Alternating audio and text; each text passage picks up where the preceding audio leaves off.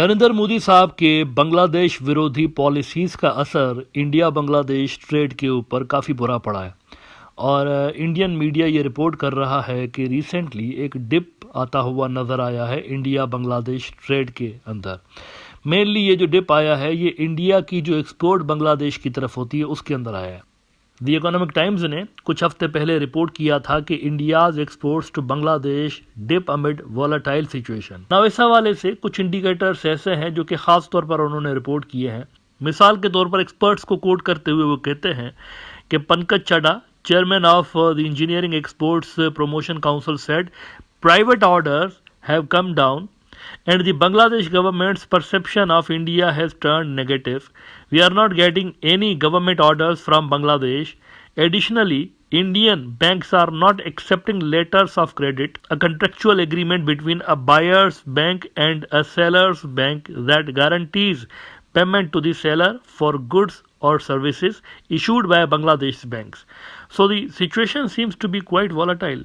Engineering exports to Bangladesh in the first 7 months of fiscal year 2025 have fallen by 8% to $1,195.6 million.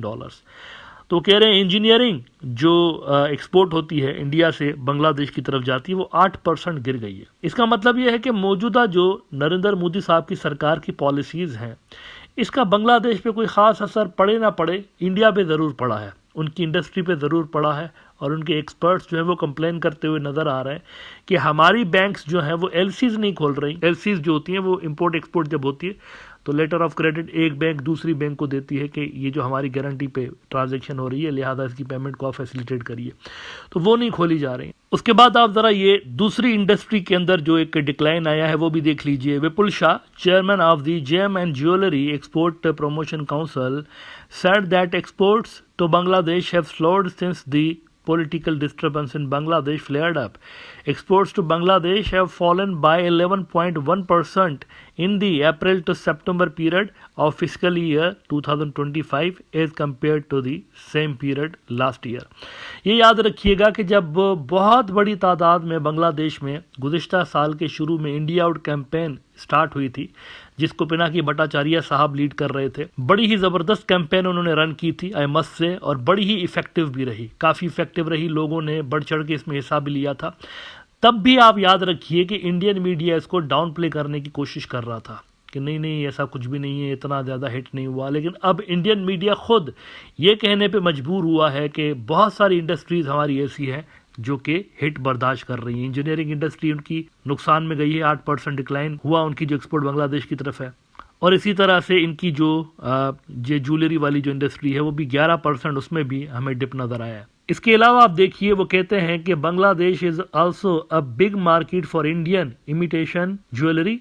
Nagendra Mehta, president of imitation manufacturers association, said that imitation jewelry exports to Bangladesh have fallen by 35% in the last 6 months. तो you see कई सारी India की industries ऐसी हैं जो कि बड़े पैमाने पे बांग्लादेश को खरीदो फरोख्त कर रहे होते थे, लेकिन रिवॉल्यूशन आने के बाद जो नरेंद्र मोदी की एंटी बांग्लादेश पॉलिसीज़ बीजेपी की हमें नज़र आई हैं, इसका असर खुद इंडियन बिजनेसेस के ऊपर पड़ा है और उनके जो रेवेन्यूज़ हैं उसके अंदर सिग्निफिकेंट ड्रॉप आया। अच्छा, वो हेल्थ केयर वाली जो इंडस्ट्री है इंडिया की उसकी तो मैं बात ही नहीं कर रहा हूँ, वो जो वीज़ाज इन्होंने बंद किए हैं, अपनी हॉस्पिटल्स को उन्होंने लॉस दिया है, उस पर अलग से मैंने एक एपिसोड किया हुआ है। हॉस्पिटलिटी इंडस्ट्री इनकी और ये जो हेल्थ केयर की इनकी इंडस्ट्री है इसके ऊपर तो काफ़ी बुरा असर पड़ा है। बांग्लादेशी पेशेंट्स वहाँ पर जाना उन्होंने छोड़ दिया है, चाइना की तरफ ज़्यादा आजकल वो जा रहा है। और इसके अलावा ये जो दीगर उनकी इंडस्ट्रियां हैं वो भी आप देख सकते हैं कि हिट बर्दाश्त कर रही हैं। ये सारा का सारा बीजेपी की हिंदुत्ववादी पॉलिसीज़ की वजह से हुआ। याद रखिएगा, at the end of the day इनके पास और कोई ऑप्शन नहीं है, इन्होंने आगे चलकर वैसे ही बांग्लादेश के लोगों की विल को एक्सेप्ट करना है। ट्रैक रिकॉर्ड देख लीजिए ना, अफगानिस्तान के अंदर इन्होंने शुरू में रेजिस्टेंस दिखाई तालिबान के अगेंस्ट, आखिर में उनको एक्सेप्ट कर लिया। मालदीव्स के अंदर क्या हुआ है ये देख लीजिए। बांग्लादेश से भी पहले इंडिया आउट कैंपेन मालदीव्स में स्टार्ट हुई थी ना, वहां पर क्या हुआ है आपको याद होगा, नरेंद्र मोदी वहां पहुंच गया था लक्षद्वीप के अंदर, और थ्रेटन कर रहे थे मालदीव्स की इंडस्ट्री को कि हम यहाँ लक्षद्वीप को डेवलप करके आपकी जो इंडस्ट्री है, क्योंकि ज़्यादातर उनका जो पैसा जनरेट होता है मालदीव्स का वो टूरिज्म से जनरेट होता है, तो ये थ्रेट कर रहे थे कि आपकी टूरिज्म इंडस्ट्री को गिराएंगे। नरेंद्र मोदी खुद पहुंच गया था वहाँ लक्षद्वीप के अंदर। उसके बाद क्या हुआ, कितने होटल बने वहां पर मोदी के जाने के बाद, कितनी वहां पर लोगों की आमदरफ्त में इजाफा हमें नजर आया, कुछ भी नहीं हुआ। लेकिन उसी मालदीव्स के साथ अभी पुरानी तनख्वाह पे वो काम करते हुए नजर आ रहे हैं। मालदीव्स के साथ इन्होंने अपने टाइज खुद ही रिपेयर करना शुरू कर दिए और एक नया लॉलीपॉप इन्होंने मालदीव्स को ये देने की कोशिश की है कि इनकी जो बजट होती है उसके अंदर ये मुख्तलिफ मुल्कों के लिए डेवलपमेंटल एड अनाउंस करते हैं। तो मालदीव्स के लिए इन्होंने गुज़िश्ता साल कट कर दी थी एड, लेकिन इस बजट में आप देख लीजिए बढ़ा दी है सेम, पुरानी तनख्वाह पे आ गए। इंडिया टुडे ने कहा कि thaw in ties, Maldives gets highest increase in budget, Bangladesh sees. Maldives, which saw a cut in allocation in 2024 amid strained ties, saw a 28% increase in the outlay in the 2025 budget that was presented by Finance Minister Nirmala Sitharaman on Saturday. गुज़िश्ता साल इन्होंने मालदीव्स को कम पैसे दिए थे, लेकिन इस साल इन्होंने मालदीव्स की बजट बढ़ाई हुई है। 470 करोड़ से गालबन इन्होंने कोई 600 करोड़ कर दी हुई है। इसके अलावा इनकी वो जो एक एग्रेसिव अप्रोच इंडियन डिप्लोमेसी में नज़र आ रही थी मालदीव्स के अगेंस्ट, वो भी हमें कम होती हुई नज़र आई है रिसेंटली। इसकी वजह क्या बनी है? इसकी वजह ये बनी है कि इनको समझ में आ गई, जल्दी समझ में आ गया कि जितना ज़्यादा हम मालदीव्स को प्रेशराइज करेंगे उतना ज़्यादा मालदीव्स चाइनीज़ कैंप में चला जाएगा। बल्कि गुज़िश्ता साल आपको पता है क्या हुआ है, जनवरी के अंदर चाइना ने 920 मिलियन युआन की फ्री एड दे दी, फ्री एड अनाउंस कर दी मालदीव्स के लिए। इन्होंने एड कट की थी ना, उन्होंने बढ़ा दी, 920 मिलियन युआन बढ़ा दी, फ्री की एड उन्होंने इशू कर दी।